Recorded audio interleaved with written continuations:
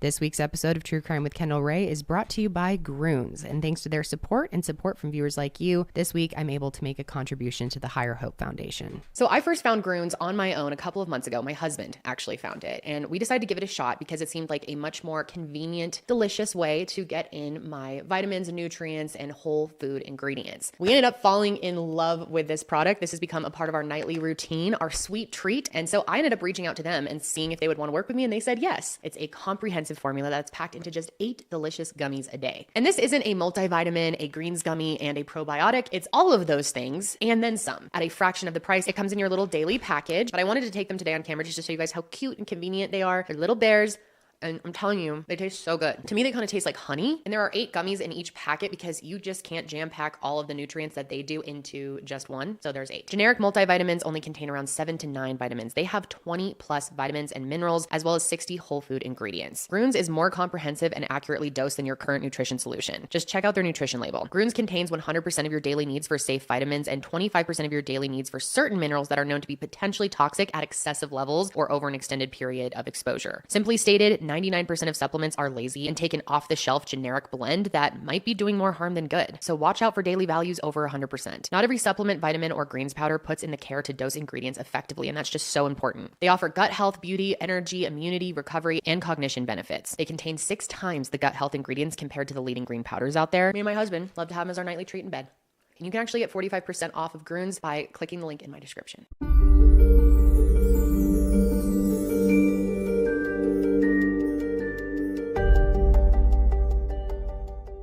Hello, everyone, and welcome back to True Crime with Kendall Rae. Thank you so much for joining me today. And if you're new to the show, then welcome. I'm so happy to have you all here today. And be sure to click subscribe so that you never miss an upload from me. So you guys, today's case, oh my God. Okay, I started seeing this popping up on my feed over the last couple of months. And when I really looked into the details of this one, let me tell you, my jaw was on the floor. Today, we're going to be diving into what we know about an ongoing case. It has yet to go to trial, I will explain. But we're going to be talking about Christine Banfield and Joseph Ryan. And you may have heard this referred to in the media or social media as the au pair murders, or also the au pair love triangle murders. I've seen a couple different names for it, but it is truly, I can't even put into words. It's just nuts. And it's incredibly sad. I mean, these victims and the way that they have been smeared or were attempted to be smeared to damage their image, their character, has just been so awful. I swear, as long as I have been covering cases, to this day, it never ceases to just blow me away what some people are willing to do to try and get what they want and how they think they're actually going to get away with it. But oftentimes, these people who commit these crimes are stupid, and we sort of love that, right? Because stupid people get caught, and that's what happened here. The reason I wanted to cover it now is because trial was supposed to begin very soon. Unfortunately, it did get pushed back, which I will explain all of that, but I thought it was a good time to go over what we do know so far, which has been sort of limited. I'll explain here and there the things, that we're still missing at this point. And there's also quite a bit of, or I should say, a lack of information regarding the victims and who they really were. And I know you guys know that that's really important to me to tell you as much about who they were while they were alive as possible, because I think it's just as important as talking about what happened to them in the end of their lives when they were stolen from them. As I just said, we have 2 victims in today's case, and their names are Christine Banfield and Joseph Ryan. And like I also said, a big part of the plot in their murders were to make them look like bad people who made bad choices, and that those choices led to their murders, which could not be further from the truth. But that is what the intention was. So I guess in some way, I wanted to try my best to set the record straight with the information that we do have. I do, before we go any further, I forgot to mention earlier that everyone in this case at this point is still innocent until proven guilty in a court of law. So we have to keep that in mind. And you will hear me say things like alleged and allegedly throughout this case. However, I will say the evidence really does speak for itself, but of course there is the presumption of innocence. So I just had to mention that. But anyway, let's get back into talking about our victims, starting with Christine Ann Banfield. Now, she was born as Christine Ann Benson, and she was born in September of 1985 and grew up on Long Island. She attended Quinnipiac University from 2003 to 2007 and graduated with a degree in nursing. And then along the way, she ended up meeting a guy named Brendan Banfield. And in 2010, the two of them got married. And I wasn't able to pinpoint how the two of them met, and truthfully, I really don't have a lot of insight into their early relationship, and there are definitely some things that I'll share with you later on that would point to there being problems with one of them, but I don't want to come on here and say that the relationship was this or that or try to paint a picture too much, because at the end of the day, I just don't know, especially when it comes to how their relationship was in the early days. What I can tell you though is they had one daughter who Christine loved very, very much. She was actually a pediatric ICU nurse, so caring for kids was quite literally her life's work. She was also a frontline worker during the height of the COVID pandemic, so truly a hero in my book. And I loved learning about this, but a patient of hers actually described her as an angel, saying that after waking up from a weeks-long coma, Christine was at his side, and she even helped shave him and set up a Zoom call so that he could speak to his family. And even with that little bit of info that we do have, I do think it paints a picture of someone who was incredibly selfless. Now, when it comes to our second victim in this case, Joseph Ryan, I'm going to hold off on talking about him for a little bit because it will make more sense to speak about him later on when he comes into the case. But I do need to get into telling you more about Brendan Banfield and what was going on in his and Christine's life at the time of her murder. So who is Brendan? Well, in addition to being Christine's husband, he was a federal agent working as a criminal investigative agent for the IRS. And I want to heavily emphasize that bit. This man was a federal agent. Now, this was a job he got in 2019, and that same year, he and Christine ended up moving from Long Island to Herndon, Virginia. They moved into this beautiful home on Stablebrook Way, and that was ultimately where they were planning to raise their daughter and build their lives together. However, because of how busy they both were with their careers, they decided that it would be beneficial to hire an au pair, which also just want to point out, I was definitely saying au pair in the start of this episode, so I'm sorry, my bad. It is au pair, okay? However, I'm sure by this point in the episode, hundreds of people have pointed out my mistake, but that's okay. I do make mistakes. Now, I'm sure a lot of you are already familiar with what an au pair is. I actually didn't really know what they were until I had my daughter and was looking into childcare solutions. And it's a pretty interesting concept and can be very beneficial in most cases. It works out great for a lot of families, but they're essentially a live-in nanny. And normally, au pairs seem to kind of become part of the family if it's a good match. And typically it's someone who is part of a cultural exchange program. So they get the benefit of coming to a new country, traveling in that sense, and then also getting free housing and a stipend in exchange for childcare and sometimes some household work, most of the time, stuff like that. Oftentimes they'll travel with families, and everyone kind of builds their au pair experience a little differently. And I'm sure there's some more nuances, and like I said, every situation is different. I've not had an au pair myself, so I'm not too familiar with that world, but from what I've read, it seems like most people have great experiences with their au pairs. And both ways, that au pairs have great experiences with the families that they're with.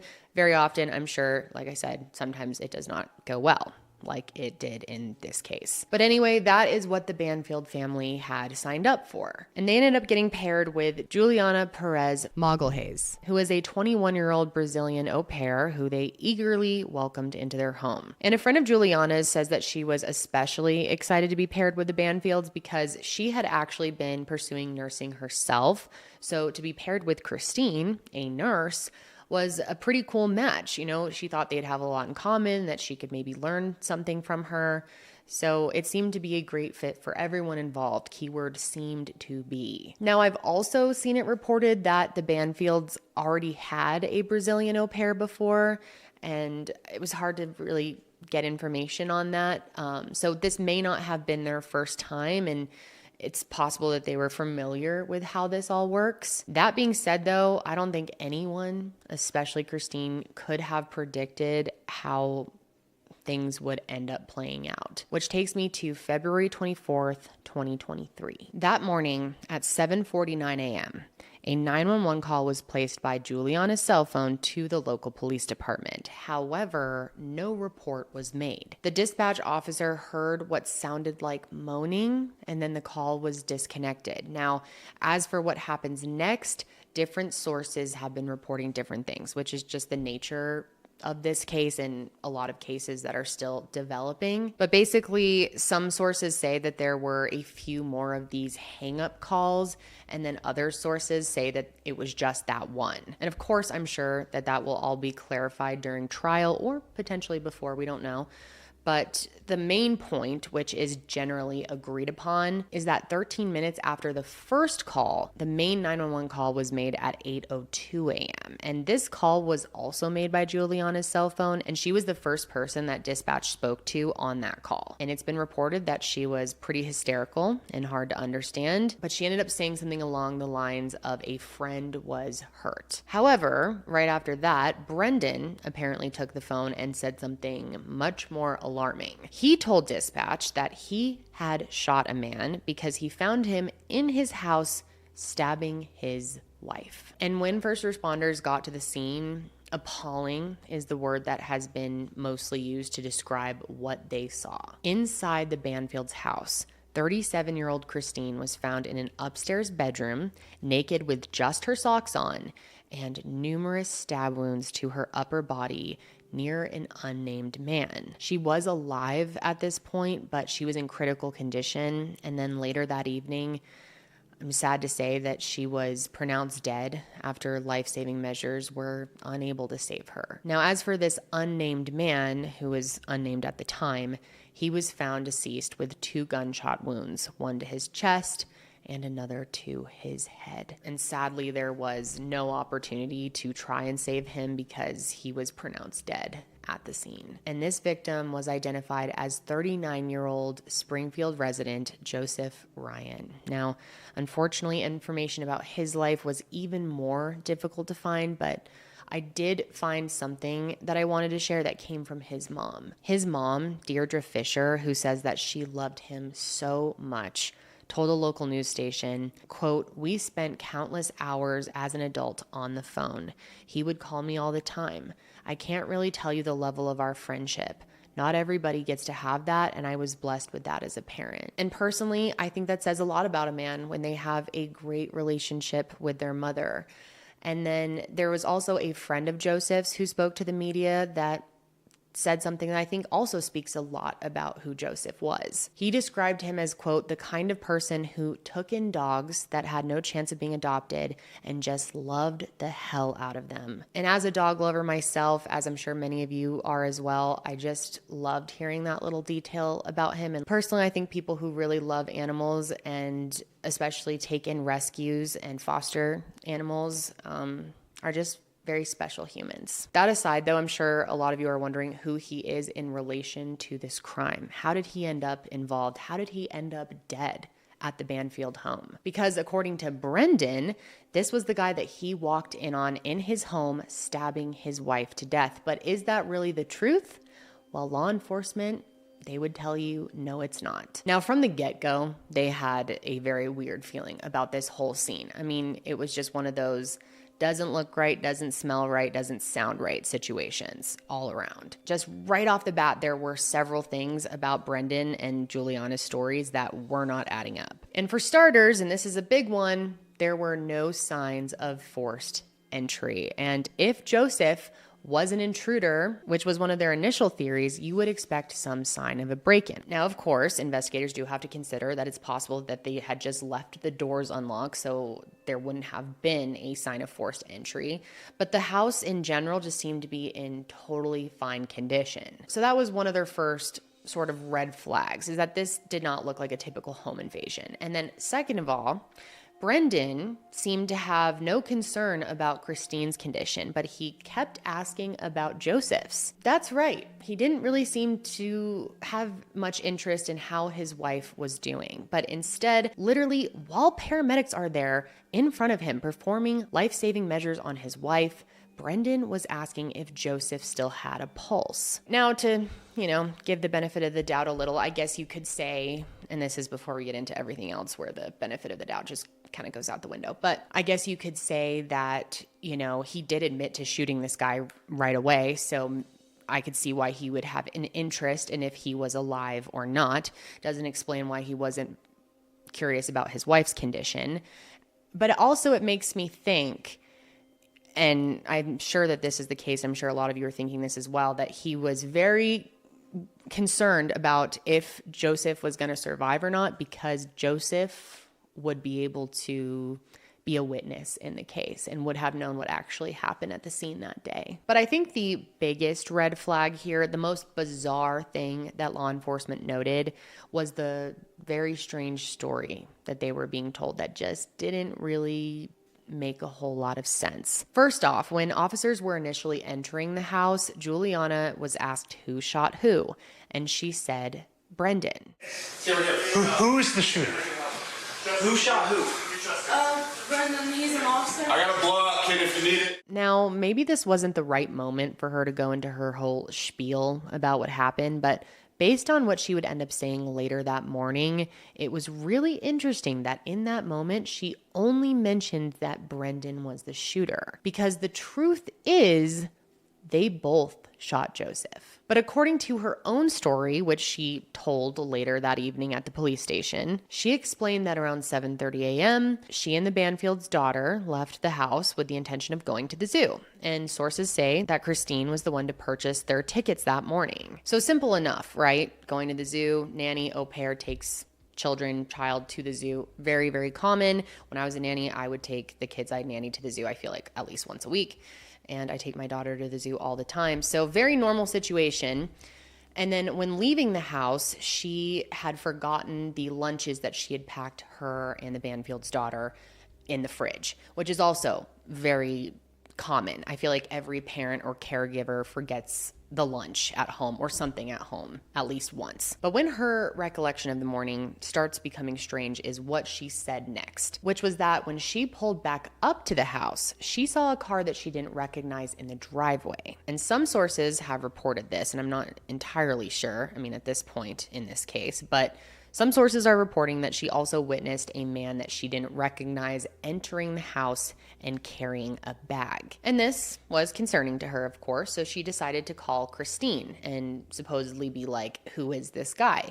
Because maybe it was a maintenance worker or something like that. She wanted to make sure it was someone who was supposed to be at the house, right? Again, somewhat normal. Now, she knew that Christine was still at home at the time, but apparently Christine didn't answer the phone. So she called Brendan, who she knew had already left for work. He had left the house around 7:11 a.m., and he had told detectives that he decided to make a quick stop at his local Mickey D's for an Egg McMuffin. And McDonald's is where his cell phone location data placed him, so we know that he did go there. And I will be getting back to that, but for now, just know that that's where he was. But anyway, Juliana calls him, he picks up, and she wants to ask him, obviously, about this supposed strange car/man situation. And unlike Christine, Brendan picks up. The call came in at 7:37 a.m. and he drove straight home where he met Juliana and his daughter outside of the house. And then after that, the three of them entered through the back door and into the basement. Now, I'm pretty sure that most of you are having the exact same thought process as me right now and wanting to scream because this makes no sense, especially if you are a parent.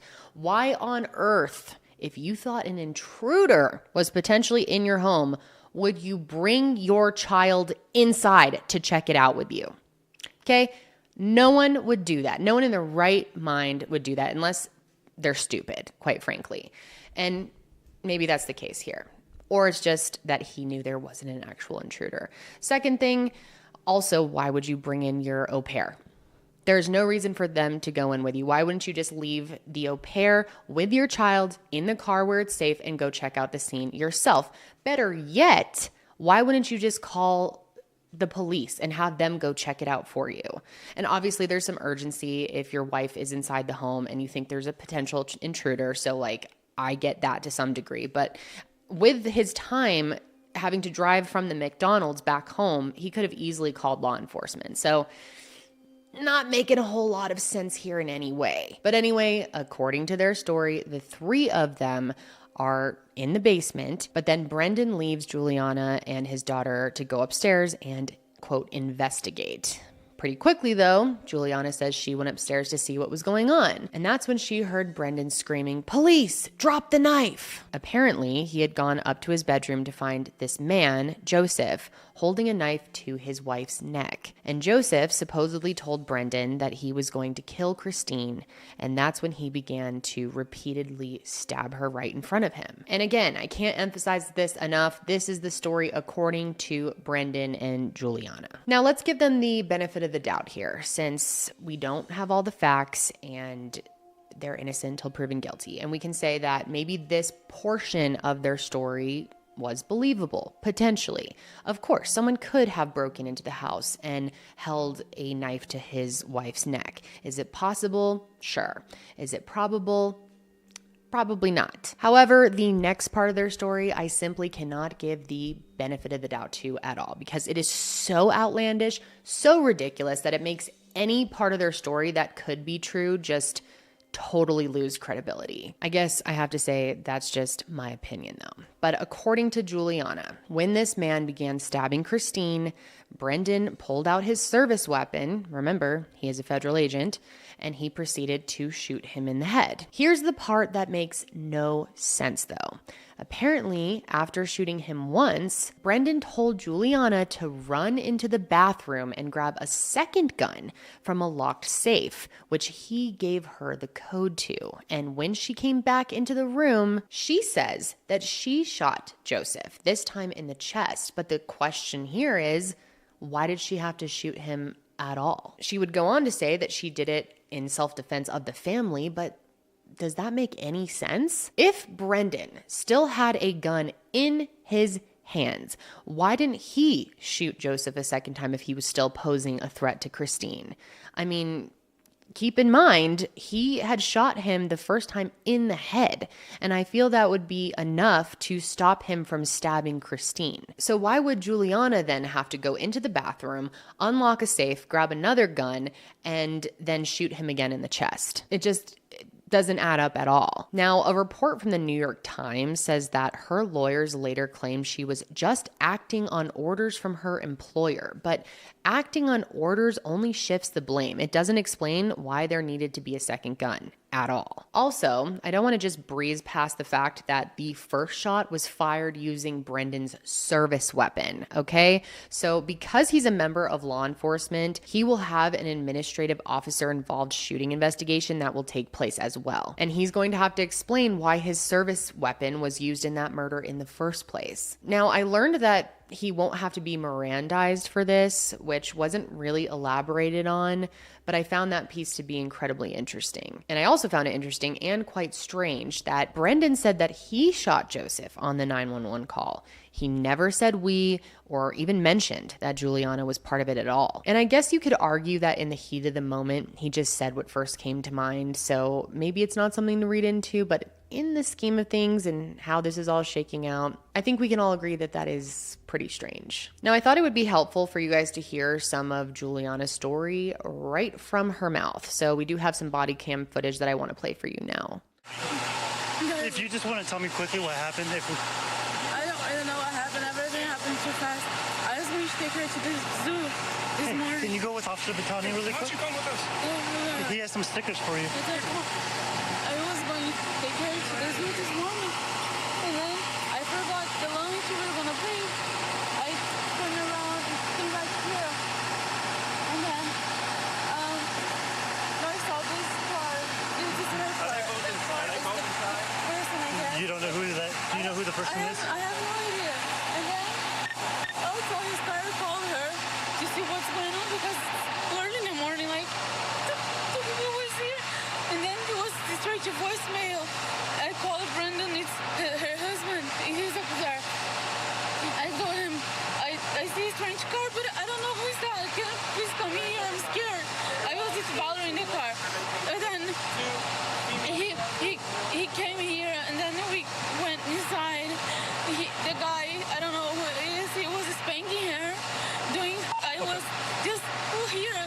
you here when it happened, or did you walk up in there and No, that's how they were? yeah, he went upstairs first, and then I went to see what is going on. I left in the basement, and then when I went upstairs, Brendan was saying, "Police, drop the knife, drop the knife." And then it was because they were yelling at each other.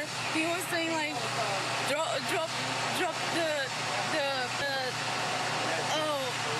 The knife or the gun? the gun." And Brendan said, "No, police, don't drop the knife." And then he was saying, "I'm gonna kill her, I'm gonna kill her." And I don't know, he started stabbing her. I think Brendan shot him, and he asked me help to shot him too because It's okay. You don't have to get it all out right now. I never Just saw her breathe. before. Like, You didn't see the girl before either? So the guy and the girl you don't know? She's my boss. Okay. She's my mom. But I never seen it before. Like, there's a lot of blood. Okay. I'm very curious to hear what you guys think about that footage, about her demeanor, about what she said. Let me know your thoughts. Now, upstairs at the scene, officers ended up finding a set of cleanly cut pajamas, a bag containing fetish accessories, which will make more sense in a little, 2 guns, as well as the knife. And downstairs, they found the Banfield's 4-year-old daughter. And all the reports out there say, thankfully, she was found unharmed. And of course, yes, physically unharmed. However, emotionally, mentally unharmed, obviously not the case. She lost her mom that day, and at this point, I don't think it'll be a surprise to you guys that her father was involved, so she lost him too. Not right away, but eventually. And of course, we don't know how the trial's going to play out, but chances are she will lose her father through all of this as well. She was brought into the station that morning alongside Juliana, where both of them made statements. And while the police aren't sharing much information about their daughter, they have said that she is safe and in good care now. But the fact that this is her reality as a 4-year-old, it's so heartbreaking. It makes me so angry that if Brendan really did this to her mother, that is the most heartless thing. I don't understand how as a parent you could do that. And I know I bring this up in cases all the time where one spouse kills the other spouse and there's a child involved or multiple children involved. How evil can you be to take the parent of your child or children away from them? And this is totally just my opinion, but I don't even think that's possible if you actually love your child. If you really do have love for your child but are willing to hurt them in that way by taking away their parent, their other parent, I don't think you ever loved them to begin with. I really don't. My heart just absolutely breaks for her, and I hope that what we're hearing is true, that she's getting the best care and support possible during this time. I cannot even imagine at that age having to wrap your mind around all of this, and hopefully she's being shielded from it to some degree. But of course, as she gets older, she will understand more of it with time. So it's just so fucked up. There's no words. But even though nothing at the end of the day is going to bring her mom back, hopefully getting justice and the truth will be a positive step forward in her healing. And luckily, I really do think justice is on the horizon. I mean, we never know how these are going to go, but like I said earlier, I think the evidence here really speaks for itself. Now, from the jump, like I said, law enforcement was very wary of that story. But in all honesty, they didn't have any proof that Brendan and Juliana were lying, at least not at first.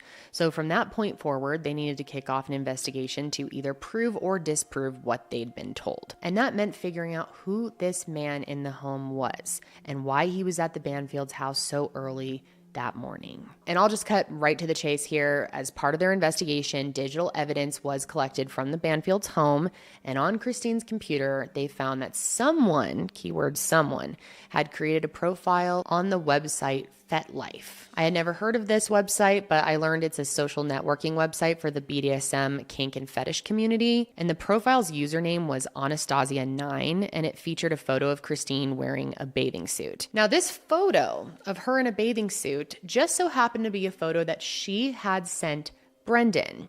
And then what gets very strange here is that Brendan had then sent the photo to Juliana, who then emailed it to herself. Okay? In what world For what reason would you ever need to send a photo of your wife in a bathing suit to your au pair? You just don't. Anyway, though, when investigators started going through all of the data from her computer, they learned that this Anastasia 9 person had been communicating with a profile tied to Joseph Ryan. Then they found messages on an encrypted messaging app where the two of them had been discussing meeting up to live out these fantasies that they were talking about, specifically fantasies involving knife and blood play. Now, these are sexual acts that involve the consensual use of a knife for physical and mental stimulation, as well as the consensual drawing of blood.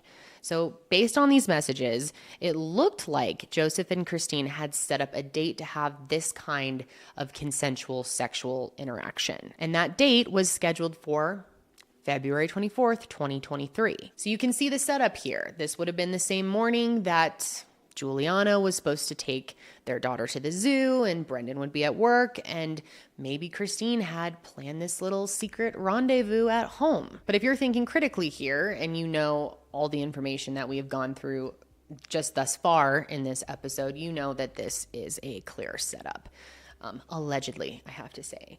And to law enforcement, they did not think that Christine was behind this account at all. They believed that someone posed as her and then lured Joseph to her house under false pretenses in order to frame him for her murder. How insane is that? Not to mention that through their investigation, they found not one single shred of evidence that Christine was at all into BDSM, knife play, or anything that had been found on that FetLife profile. All of their friends and family would say the same, that it just didn't sound like her. In fact, one message said that her marriage wasn't entirely monogamous and that she, quote, cheats on her husband whenever she wants to. But anyone that knew her would tell you that that is absolutely not the case, and they would be shocked if that were at all true in any way. So if none of this is true and someone really is posing as Christine on this FetLife website, then who was Joseph talking to? Well, according to an article from People magazine, Deputy Commonwealth's attorney Eric Klingon says that Brendan allegedly created the profile and he began the communication with Joseph. I know.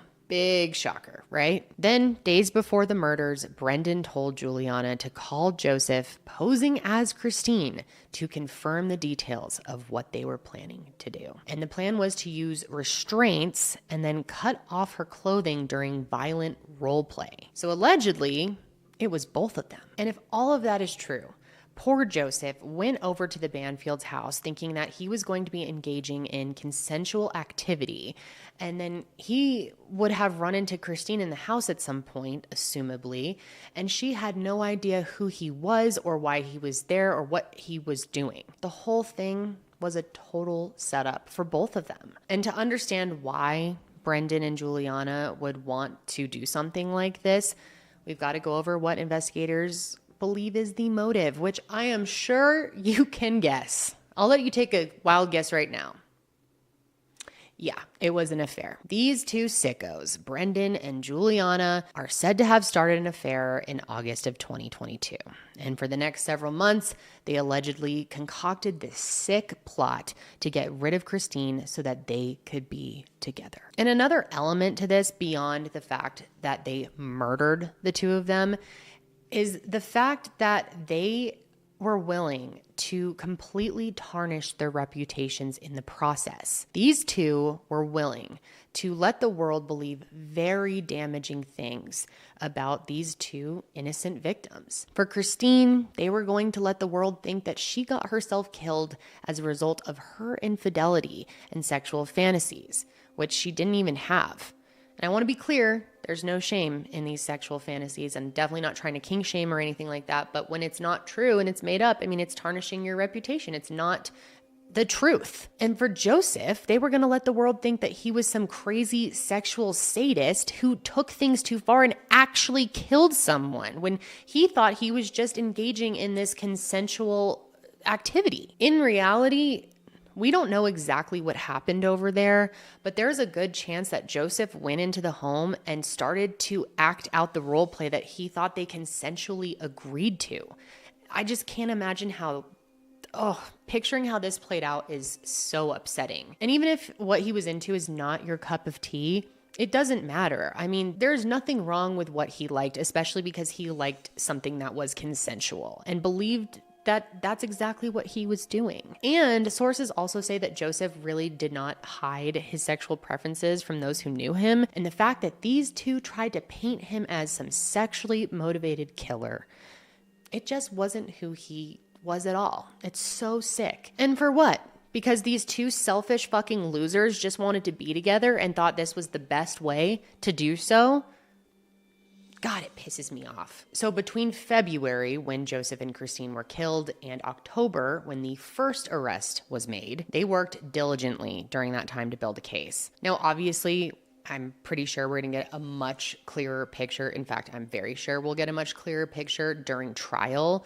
And let me know if you guys are interested in additional coverage on this case when the trial happens in October, unless it gets delayed again. Not totally sure there. But anyway, during that time, they believed that Juliana and Brendan plotted these murders to be together and strategically coordinated communication with Joseph to lure him to their home and make it look like he killed Christine, and then they killed him in an effort to protect her. And thankfully, as I just mentioned, in October, there was an arrest, one arrest, but this was October 13th, 2023. And interestingly, it was actually 23-year-old Juliana who they got first. She was arrested for the second-degree murder of Joseph Ryan, as well as the use of a firearm during the commission of a felony, because it was her gunshot, the one to his chest, that resulted in his death. And even though at this point, investigators already had evidence of an affair, when they went back to the home to arrest her, they found even more. And God, these two, they're so stupid. They weren't even trying to hide it. Because back in February, when the murders occurred, obviously they took pictures of the entire home, including the guest room that Juliana was staying in. And when they took those photos, which I will have on screen if you are watching this episode, you can see that her bedroom had clothes in the closet, like someone had been living in that room. But in October, when they went back to arrest her, her stuff had been moved out of that closet, and I'm sure you can guess where they were now. That's right, the primary bedroom, the master bedroom. She was already bunked up with Brendan. And not only that, her lingerie was laid out across Brendan's bed. And if you think these two cannot get any dumber, turns out they can, because there was a framed photo of the two of them on their bedside table. It hadn't even been a year since Christine was killed, and the two of them were already shacked up together and not even trying to hide it. I mean, you think they would be smart enough to kind of try to keep that under wraps, but no, they're leaving lingerie out, the photos next to the bed. I mean, you cannot make these things up. It's unbelievable that people would be this stupid and this evil, quite frankly, especially Brendan. This is your wife. This is the mother of your child.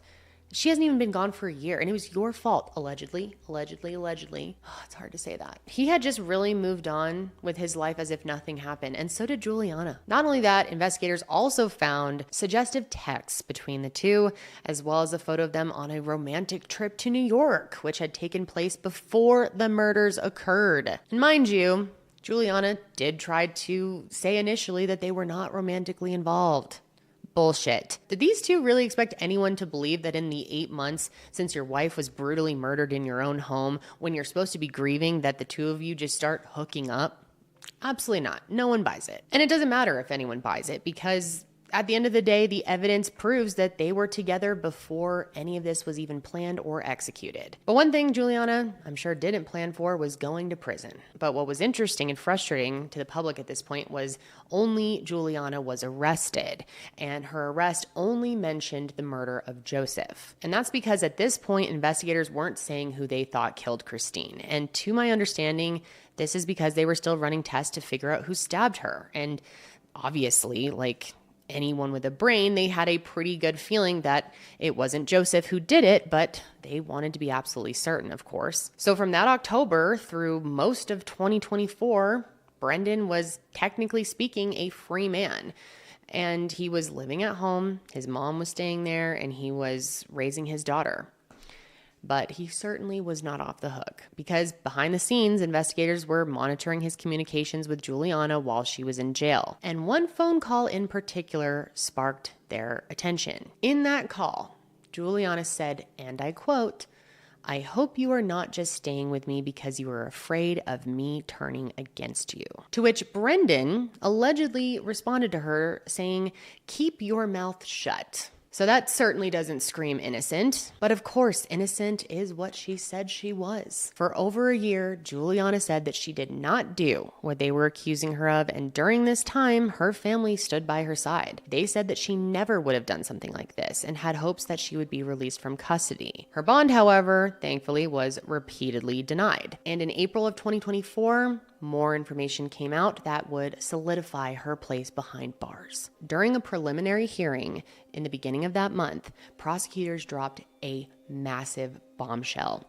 And that was, it turns out, that 2 months before the murders occurred, the two of them, Brendan and Juliana, had gone to the shooting range together. And it gets worse, because on January 28th, Brendan went back to that shooting range and purchased the same Glock that he and Juliana had practiced shooting with. And prosecutors brought receipts, quite literally. They used the serial number on the receipt from his purchase and matched it to a gun recovered at the scene. They also revealed that days before the murders, Juliana and Brendan both got new cell phones. But when Brendan was asked about any of this, he pleaded the fifth. I mean, he pretty much did this on every question they asked him. He had been subpoenaed to testify during this hearing, but he said a whole lot of nothing. He wouldn't even say whether or not he was married to Christine on the day that she was murdered. I mean, I get not wanting to incriminate yourself, but not answer that. I mean, dude, come on. Thankfully, though, with or without Brendan's testimony, the judge ruled that there was enough evidence to move forward with the case against Juliana. So later that month, she was officially indicted. And only hours after that, Joseph's mom said,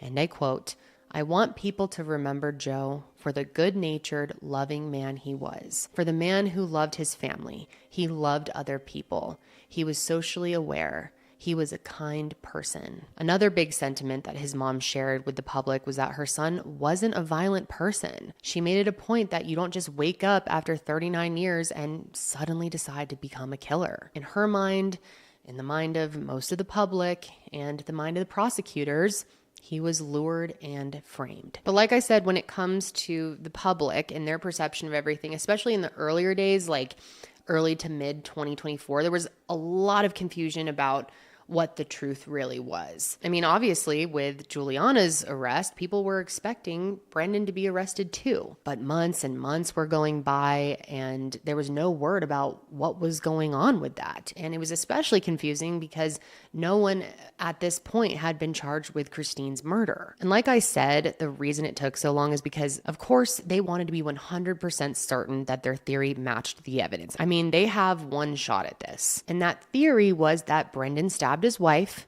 and then staged the scene to make it look like Joseph did it. And then forensic tests came back in August of 2024 that proved exactly that. Expert blood spatter analysis helped investigators finally prove that both bodies had been moved and repositioned after being wounded, and that Joseph's arms were moved and smeared with Christine's blood. And of course, this report was critical in making their arrest, which finally did come on September 16th. That day, Brendan Banfield was finally arrested and charged with 4 counts of aggravated murder and 1 count of using a firearm in the commission of a felony. Today, I'm pleased to announce that due to the hard work of police and prosecutors, the Commonwealth's Attorney's Office has secured an indictment against Brendan Banfield for the murder of his wife, Christine, and the murder of Mr. Ryan.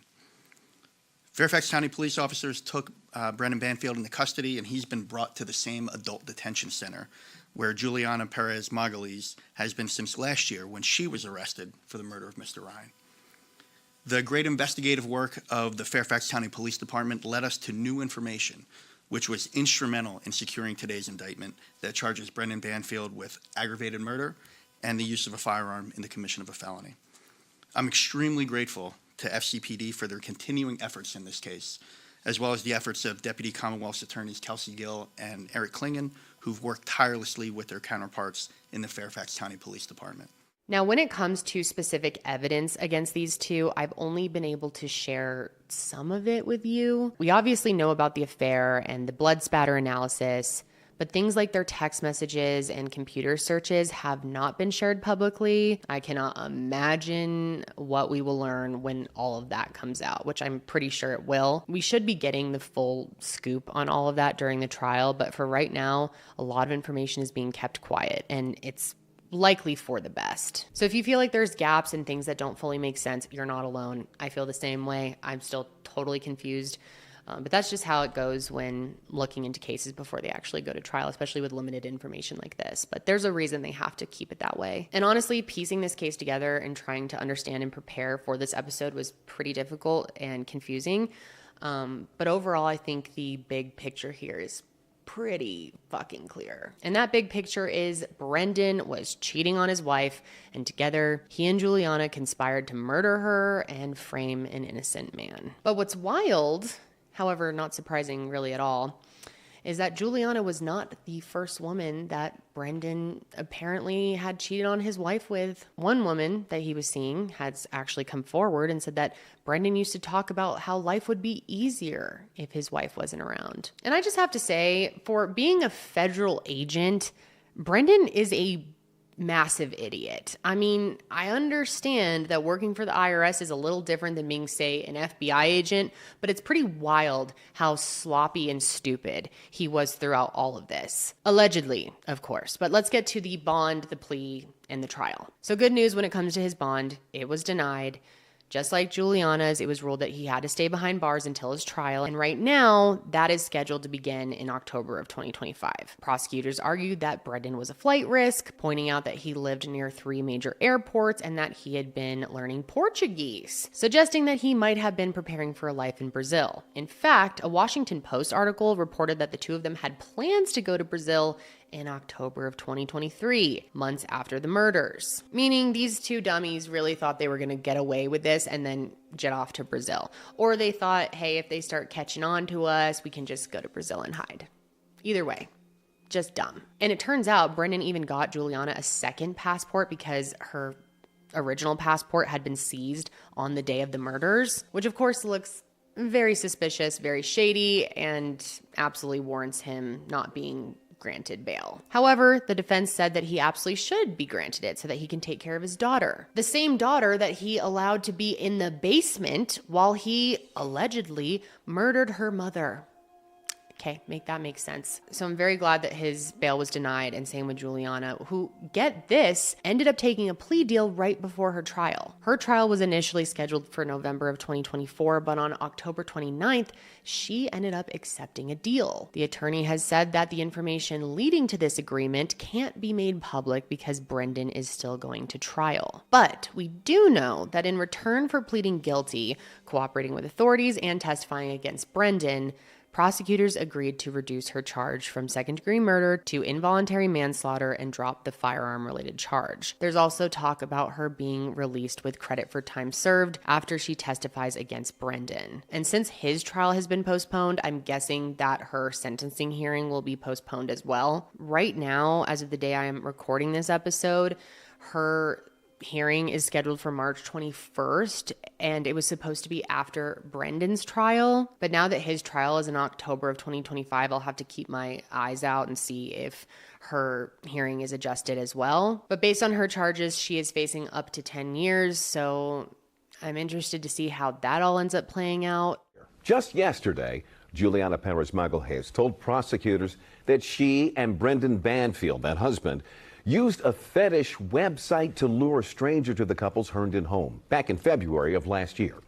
Prosecutors say the man hired thought he was there for a consensual sexual encounter with Banfield's wife, Christine. According to the au pair's testimony, the man was supposed to tie down Christine Banfield and use a knife to cut off her clothing. Christine had no idea about the plot. Yesterday, the au pair testified that she and Brendan Banfield interrupted the act that they set up. The au pair says Banfield shot the man they allegedly hired and then stabbed his wife to death. She says the man was still alive, so she also shot and killed him. As part of yesterday's agreement, the au pair pleaded guilty to a downgraded charge of manslaughter. Attorneys for Malgo Hayes say that she will testify against Brendan Banfield at his murder trial. In exchange, they're seeking credit for time served, and they want her released at the end of the trial. Now, in her confession, Juliana has said that even though she was part of the plan, she didn't think that Brendan would actually follow through with it. ABC7 reports that according to the plea agreement, there were many points where she didn't want to move forward with the plan. But the problem with that is, I think we can agree here, right, is that she did move forward with it. I think making that whole argument of, I didn't think he was actually going to do it, I really didn't want to, is just such a massive slap in the face to these victims and their families. I mean, she had countless opportunities to go to the police at any time and report what Brendan was involving her in, report what they were planning to do, and she just didn't. So I don't really understand how that can be an excuse at all. And I don't care where she's from. Murder is universally wrong. And this is why plea agreements are so tricky, and I get so frustrated because obviously they're very necessary. It's going to be important to help put Brendan away, especially if he was truly the main mastermind behind it all. And that testimony is going to be crucial, but it's just so frustrating. At the end of the day, she just gets to walk away with less, even though she was part of it all from the beginning. She literally shot and killed an innocent man who they were trying to frame and was going to just move on and marry this man, Brendan, or I guess I don't know if they were going to get married, but they were together and trying to move on with their lives after these two were murdered. It's so evil. And to think that she will get a lesser sentence after all of that, it's just mind-boggling. Again, I get why. I'm sure you can all agree with me. It's just frustrating, right? But I really do hope that her testimony will be crucial in getting Brendan put away for a very, very long time. She is going to be able to speak on certain things that will definitely be crucial in understanding what actually happened, including the McDonald's stop and the 2 911 calls and just the overall planning for it, how it actually happened since she was there. And let's talk about that McDonald's stop for a second, because earlier I said that Brendan's phone placed him at McDonald's when Juliana called him to come to the home that morning. That call was at 7:37 a.m., but it's been reported that he needed to be at work at 7:30. And because of that, it's believed that he may have been purposely waiting there to get a call from her to come home. So she should be able to speak more about why he was in the McDonald's parking lot for so long. And then there's those 911 calls. I mentioned earlier that the reporting here is a bit funky, that there's conflicting reports when it comes to the 911 call or 911 calls. Not really sure how many there were, but we do know that at least that initial 911 call, the dispatcher hears moaning and then the call ended. And then 13 minutes later, the main 911 call was made. Now, personally, I can't say exactly what that initial 911 call was about, the moaning one. I don't know if it was on purpose or not, and maybe Juliana will be able to explain that in more detail. However, I will say it has been suggested that the delay in these calls could have been when Brendan was staging the scene. As we know, part of the reason he was arrested was because they found evidence that the bodies had been moved. So I'm definitely curious to see what Juliana will say about this. Who was the one moaning? I mean, I'm guessing it was probably Christine, considering she was still alive at that point, which is just, God, it's so horrible to think about what she must have been going through. I mean, how painful and how confused she must have been. God, it's just so evil. And then I'm also really curious to see what she will have to say about the fetish website. And I mean, based on what I told you guys, I'm guessing that she's probably going to try and turn it all on Brendan. And I mean, after all, he did tell another woman that he was having an affair with that things would be easier if his wife wasn't around. Allegedly. Now, obviously, if you ask me, and I'm sure most of you, if not all of you, agree with me that all signs here are pointing to guilty. Allegedly, that's just my opinion. Of course, he is innocent until proven guilty in a court of law. But here's another little interesting detail that has come out about Brendan. Okay, so this came from a recorded jail call where he reportedly said the nanny can't keep her goddamn mouth shut. And obviously, you don't just say those types of things unless you've got something to hide. So I think karma's going to come for him big time. And I do really feel confident that prosecutors are doing everything that they can to build their case up as strongly as possible. And in December of this past year, very recently, they ended up adding some additional charges to the ones that he is already facing, including felony child abuse and neglect, as well as felony child cruelty. Now, specific details on those charges haven't been shared, but we do know that's related to what happened on the day of the murders. And if he did do what he's accused of doing, I think that those child-related charges are more than fair, and I'm very happy to see those brought forward. I just have such a hard time wrapping my head around how any parent could bring their child knowingly into a situation like that.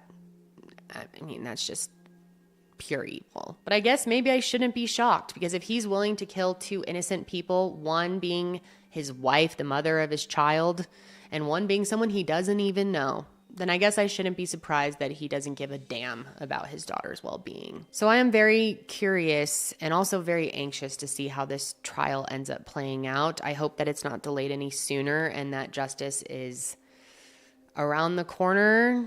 Kind of. I mean, I guess we've got some time to wait, but hopefully it's not much longer than we have to wait at this point. And oh my gosh, I hope that he is found guilty. Like I said earlier, I'm pretty confident that that will be the case, but you just never know how these things are going to play out. So it definitely makes me nervous. I did mention earlier that at this point, they aren't saying much about how their daughter is doing other than she's okay and in the care of loved ones. So I'm happy to hear that. And I have seen it reported that Christine's parents are in the process of getting custody of her. And if anyone deserves to have custody of this poor child, it's them. And I hope, and I'm confident again, that that will be the case. I mean, it should be. I don't see why it wouldn't. I really wish I had more answers in this case, more of a resolution for you all. I wish justice was already here. But like I said, it should be coming soon. Let's all hope, at least. But I definitely want to hear your thoughts on this one, so let me know below. And I'm definitely curious if you would be interested in some trial coverage as well, because I certainly would like to do that. And let's just all hope as hard as we can, cross our fingers and toes, that there will be justice for Christine and Joseph, because they definitely deserve it. And I'm just so sorry for their loved ones, their friends and family.